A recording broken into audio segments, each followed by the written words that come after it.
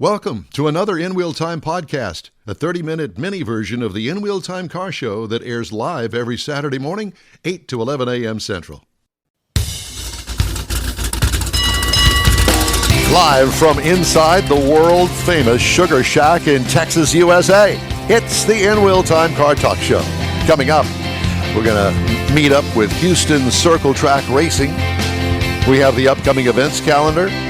Mr. Mars reviews the new Subaru Impreza, and I say new, it's the 2024 model. Oh. Out of this world, Mars. That's right. Mm-hmm. Plus, we're also going to give you the stories making automotive news headlines today. Howdy, along with Mike Out of This World Mars, King Conrad DeLong. We always need Jeff Zekin. Yep. I'm Dot Armstrong. Thanks for joining us on this Saturday morning. While we wait to check in with Owen Pittman at Houston Motorsports Park. You're getting there. What do you say, Mars? He's tapping his foot and twiddling his thumbs. I like that word, twiddling. Yeah. Mm-hmm. Sure that's his thumb? He does. He does that a lot. No, we're not sure of anything. Sure no, enough. not this morning. Definitely sure. All right. Well, since he's not ready, I'm ready.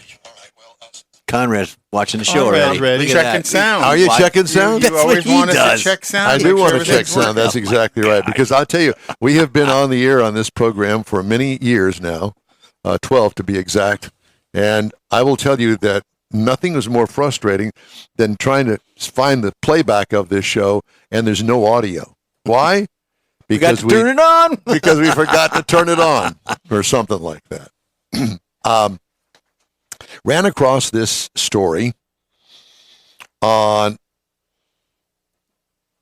what made the Chevrolet Corvette an innovator in the automotive world. Mm-hmm. And this is from Corvette Forum, which I'm a member. Mm-hmm. Gives me lots of information. And if I have a question, just go on there and you get about 100 answers real Exactly. quick. So the number one thing about the Corvette is, it may not seem like a big deal today, but in 1953, using an all fiberglass body was considered quite exotic. Mm-hmm. The material not only lightweight, but also rust-proof. But it was originally selected because it was more economical to build a low-volume sports car this way, rather than create large sheet metal stamping dies. Every Corvette since has featured a composite material body, as do many other exotic sport cars. And it's it also made it easier to make some of the curved shapes. correct. But you said it was lighter weight compared to the steel cars at that time in Correct. 53? Yeah. Because I think technology now are even lighter and lighter and lighter. Correct. As the fiberglass As a goes matter of on. fact, Yeah. they don't even use fiberglass anymore. No, it's just a big plastic Yeah. car. Yeah, but the Exactly. steel cars back then, you could stand on a fender and it wouldn't bend. Oh, yeah. You know, a car today, you stand on a fender and it's going to crumble. Correct. You You don't even have to stand on it. You just lean against Lean it. against it. The number two thing, the GM Small Block V8 1955. To say the GM Small Block was revolutionary would be the understatement of the year. It debuted in the 55 Corvette and Bel Air. All these years later, the GM Small Block V8 still shares the same basic architectural features.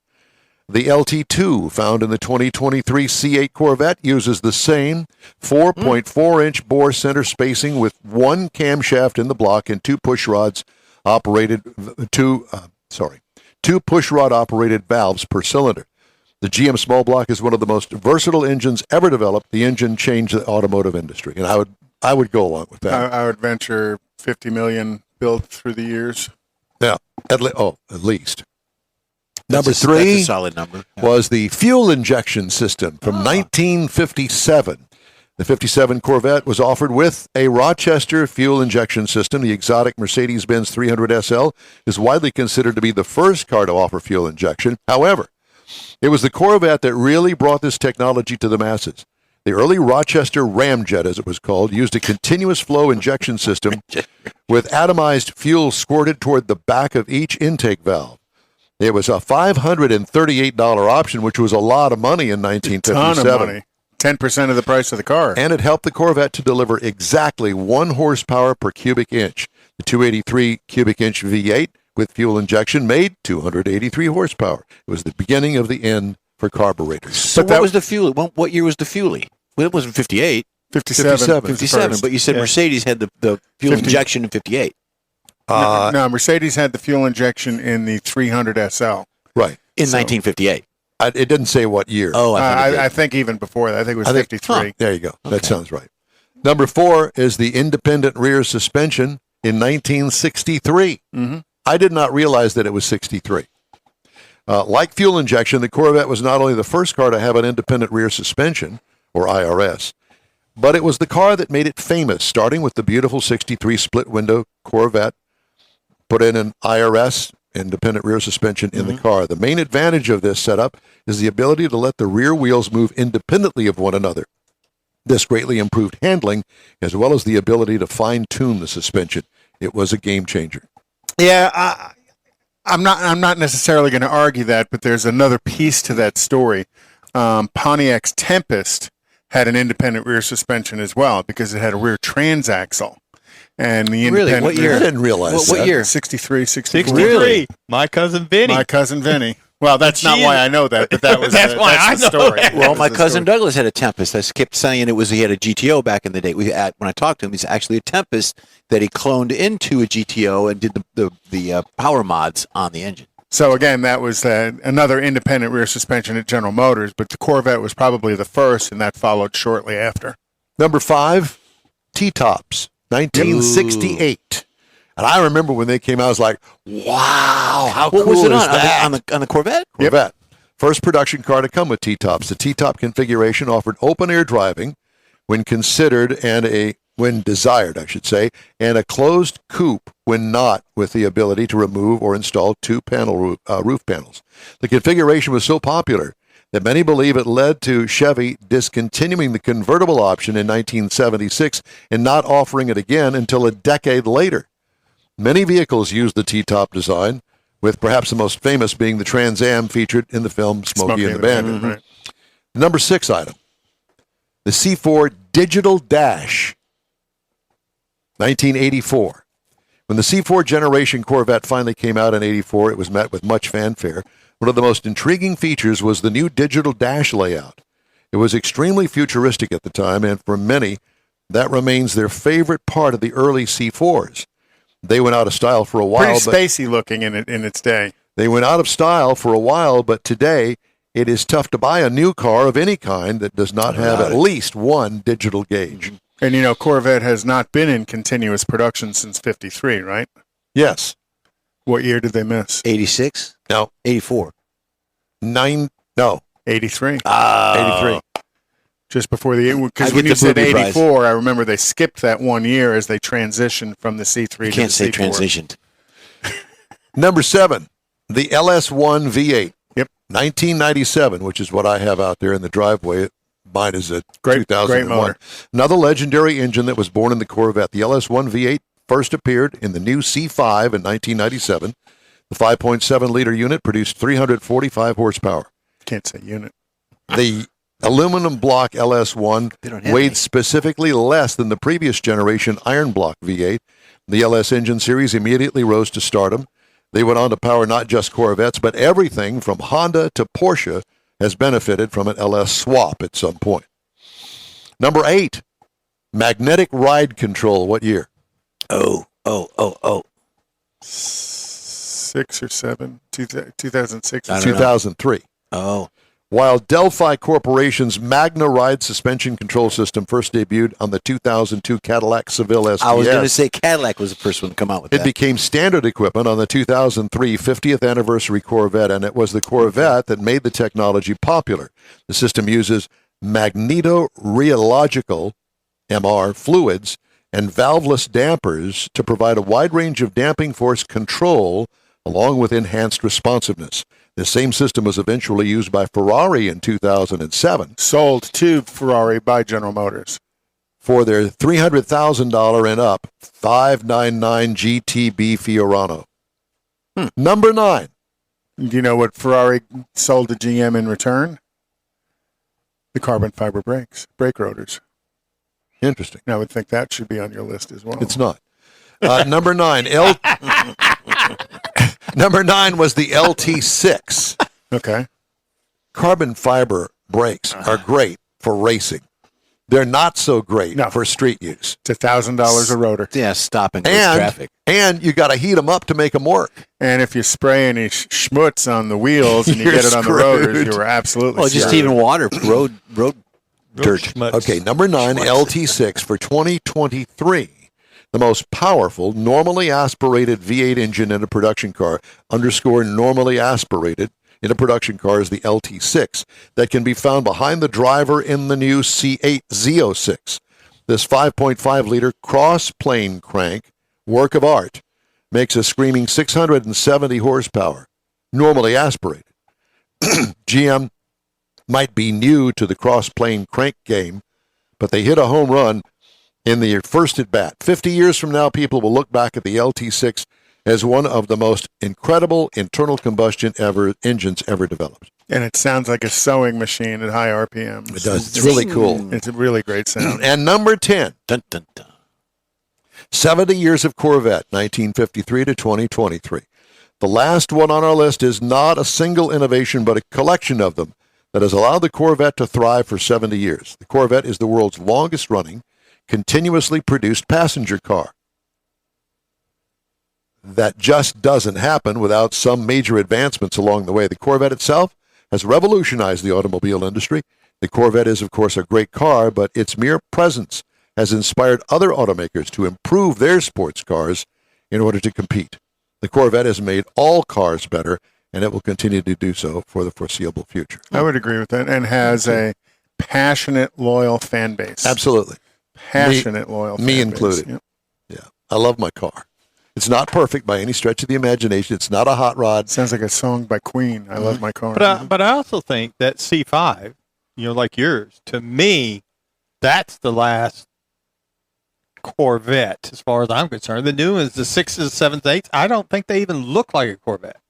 No, I think that To me, they don't. They have evolved. They've definitely evolved.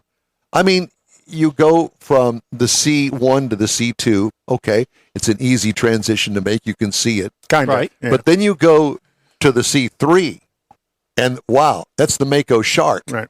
And that was a huge transition. Mm-hmm.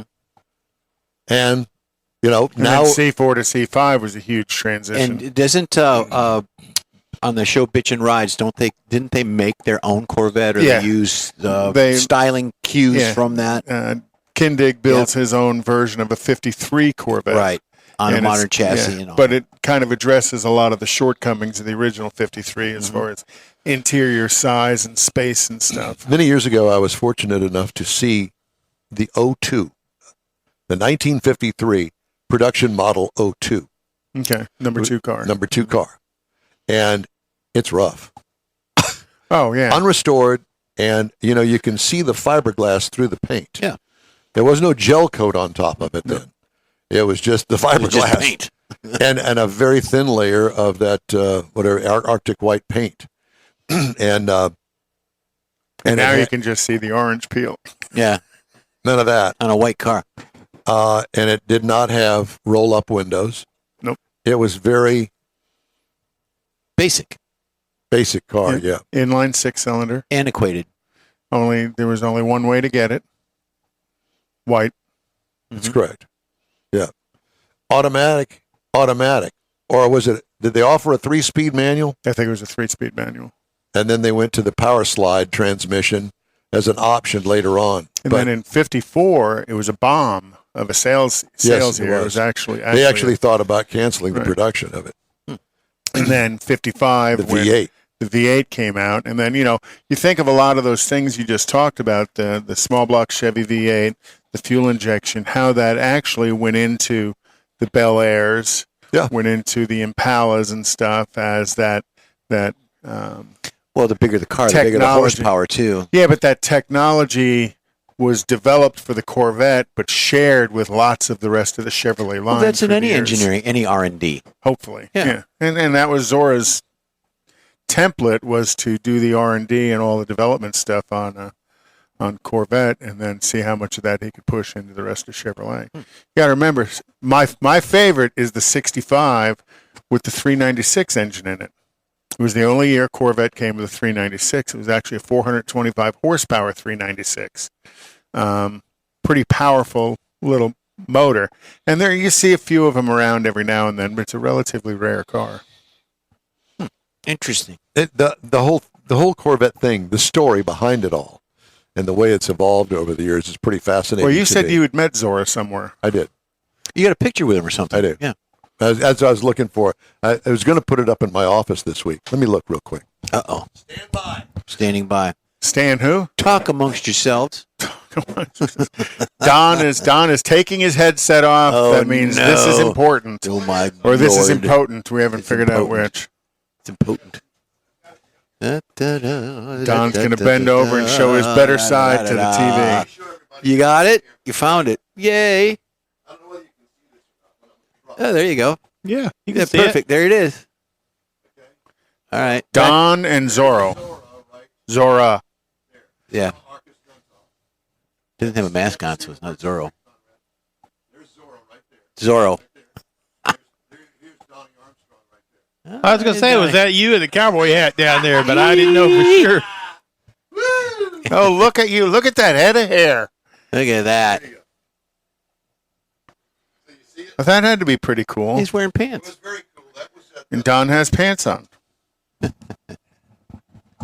That's a cool shot. Pants on that time. And it's an autograph, too. Oh, Bill's in the picture, too. Yes, Bill and Sharon Seitz is in there. Wow. And, so you see that Zora signed it for me. Mm-hmm. We're on the top there. Pretty cool picture, isn't it? That is awesome. Yeah, it is. That's the Oklahoma Corvette. And he was the featured Guest. Speaker. Speaker. not speaker so much because, he had a very thick German accent. Very thick German accent.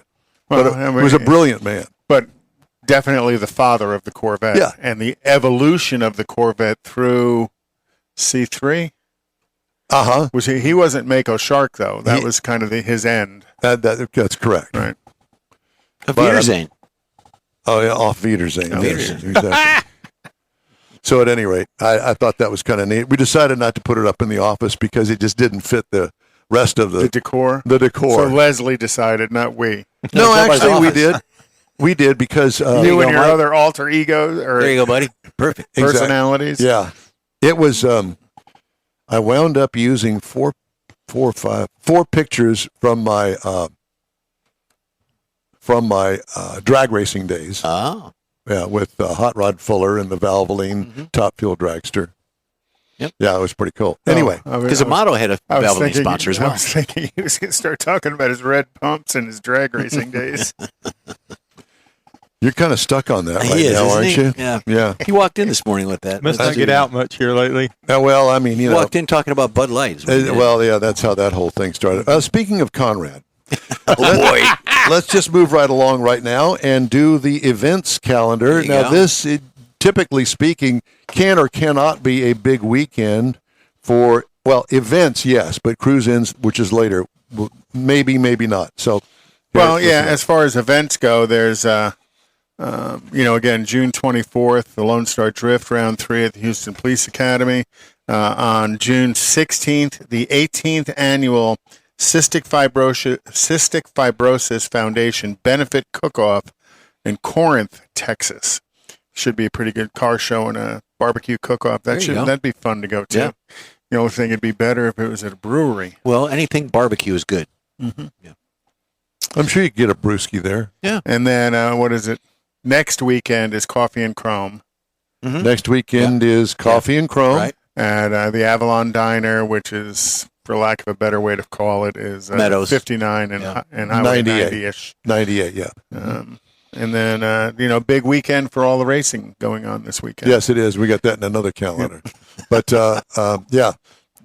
But let's not forget the Lone Star Street Rod Association meet In up Granbury, in Granbury, Texas, where That's we going will to be a in blast. 2 weeks. It's going to be a Yeah, blast. there will be. And then, have we set a date for the next tailpipes and tacos? Not yet.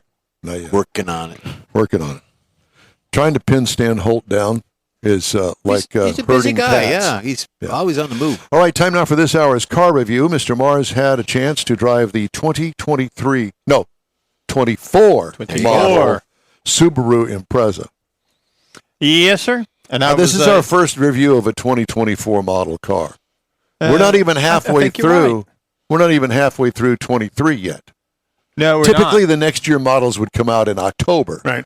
but not Typically, anymore. But you know, my wife's Kia, when we bought it, it was instead of coming out in October, we got it in June as the next model year. Well, that's because you're connected. Well, no, that's just because Kia is one of those people, they bring them out early, like Subaru is starting to do. You know, they don't live with the fall thing anymore, which I wish they did. It'd be more fun. But we are talking about the 2024 Subaru Impreza. Now, this is the RS. It comes in 3 trim levels now. They've dropped the sedan. They dropped It's the a sedan, and it's a hatchback only. You can get it in the base, the sport, or the RS as the top trim level, and we did have the RS as the new trim.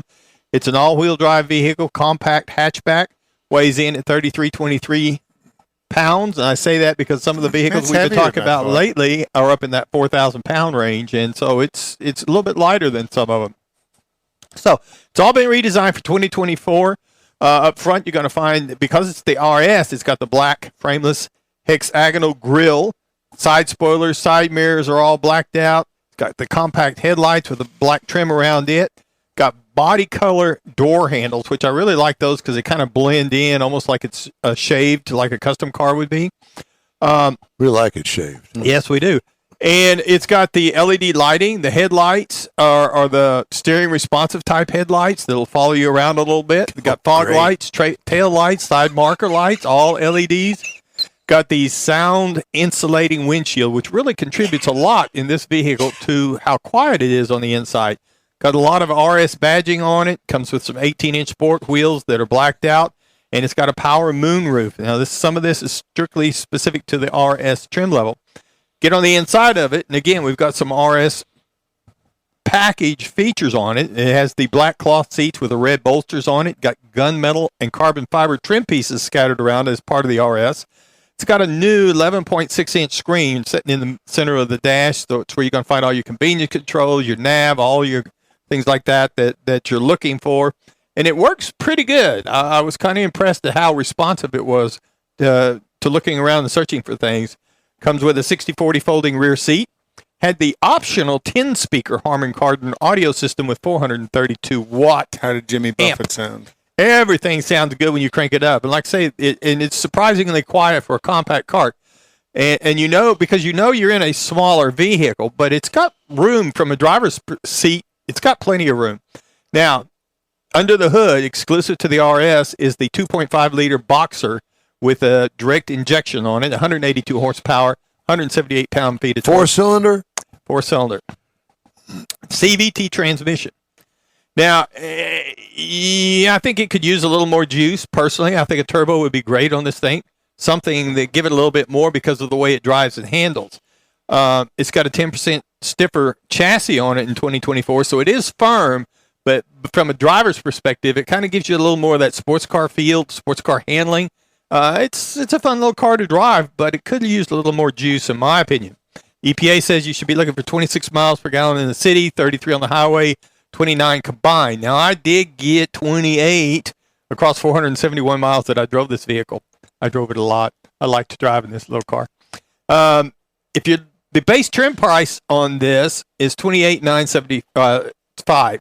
The as-tested price is $31,045. Had a couple of $1,000 worth of options in it. If you're looking for something to compare it to, a Honda Civic hatchback. Now, this is a 23. Haven't got a price on the 24 yet, but it's $24,750. A 23 Mazda 3 hatchback is $23,550. A base model prices, and you look at the base model price on the Impreza at $24,085, and they're all right there in combined is that compact hatch group of vehicles. And I think that they work really well personally because the hatch in it is smaller, but you got easy access to the back. You got a lot more room than you would have if you had a trunk back there. So I like this vehicle, and for the price of $31,045, I think it's something you need to look at. And Subaru too has an extremely loyal customer base. They Not do, only that, but a very safety record, too. reliable, Huh? safety The record. safety Very good record, safety yeah. record, Yeah, one of my daughters asked me about that. She said, "Isn't that supposed to be a real safety car?" And yes, it is. And it's all-wheel drive. All Subarus are. Yes. And So yes. there's I a think lot they're to all it. CVT as well. Well, I had a Subaru last week, and I will tell you, I was thoroughly impressed. And I haven't had a Subaru in quite some time. But boy, they have stepped up their game. They really have. What a great riding car. Just right on the horsepower. It's not going to win any races at the drag strip, but that's not what it's made designed for for. that. No. It was a cute, really nice, small SUV. I'll tell you all about it next week, but I was thoroughly impressed. Yeah, that's the way this one was. And the only reason I think that it needs a little more juice personally is because the RS trim makes you feel like it's more of a sports car. And it's got plenty of power. Don't get me wrong. It'll go down the freeway at 80 miles an hour without even thinking about it. It's just in riding around You're the... breaking the Mars law? wasn't thinking about it. You're breaking the law in that car? Never. I'm just saying it could do that. But if it wanted to. Subaru has had a turbocharged 4-cylinder in the past, but I don't think they have it anymore, do they? I don't know I where it don't would think be. that- I don't get that many Subarus, so I'm not. I don't either. familiar. I don't think they offer the turbo anymore. And if you buy a Subaru, they make a donation to the animal shelter. Yeah. Yep. Are they making the WRX? Yes, they still make that. And some of the suspension components off of the WRX is into this RS package. You know, I didn't want to get quite into that far into the weeds, but there are some components to it which contributes to that driver experience. And that's my thoughts on the Subaru Impreza RS. He said into the weeds. I didn't know that you liked weed. I'm impressed with it. What? He said it. You're very impressed. He's got that smirk on his face over He's there. high. He is on life. The In-Wheel Time Car Talk Show is available 24/7 through the iHeartRadio app. Just look for In-Wheel Time Car Talk. We also video stream on Facebook, YouTube, Twitch, and InWheelTime.com. We still on Twitch, Mars? Yes, sir. 30-minute podcasts are at your fingertips on over a dozen of the most popular podcast outlets out there. And somebody questioned me about that this week. I said, just go to, who do you get your podcast from? Oh, I get it from so-and-so and so-and-so. Well, go there. And they looked, In Real Time Car Talk, boom, there it was. Yeah, haven't found one yet. We're not on. Yeah, it works out really well. Anyway, time now for a quick break. In Real Time Car Talk Show continues right after these messages. Everyone at the Tailpipes and Tacos Cruise In at the Lupi Tortilla Tex-Mex in Katy, thank you for participating in the best cruise in around and look forward to seeing you again. You'll hear about the next cruise in date right here on In Wheel Time. Next time you're in the West Houston Energy Corridor area, be sure and stop in at the original Lupi Tortilla Tex-Mex at I-10 and Highway 6 or the Katy location on the Grand Parkway at Kingsland Boulevard. When passing through Beaumont or College Station, stop in and have Lupi's award-winning beef fajitas and frozen margaritas. There's always a celebration at Lupi Tortilla. Lupi Tortilla founder Stan Holt and his wife Sheila are winning racers on the NHRA drag racing circuit and have a collection of hot rods and classics that everyone appreciates. Look for them at the next Tailpipes and Tacos Cruise In. The date will be announced soon and will once again be held at the Lupi Tortilla Tex-Mex on 99 and Kingsland Boulevard, just south of I-10 and Katy. We'll give you all the details right here on the In Real Time Car Talk Show and online. Donations benefit God's Garage. We'll see you then. You own a car you love. Well, why not let Gulf Coast Auto Shield protect it? Houstonian John Gray invites you to his state-of-the-art facility to introduce you to his specialist team of auto enthusiasts. We promise you'll be impressed. Whether you're looking to massage your original paint to a like-new appearance, apply a ceramic coating, install a paint protection film, nano-ceramic window tint, or new windshield protection called ExoShield, Gulf Coast Auto Shield is where Houston's car people go. Curbed your wheels? Instead of buying new, why not have them repaired? How about a professionally installed radar detector? Gulf Coast Auto Shield does that too. Get a peek inside the shop and look at the services offered by getting online and heading to gcautoshield.com. Better yet, stop by their facility at 11275 South Sam Houston Tollway, just south of the Southwest Freeway, and get a personal tour. Gulf Coast Auto Shield is your place to go for all things exterior. Call them today, 832-930-5655 or gcautoshield.com. The award-winning In Real Time Car Talk Show is available on the most popular podcast channels out there in 30-minute episodes. We realize our 3-hour live show can be difficult to catch in its entirety, so now you can listen every day to a convenient, fresh 30-minute episode.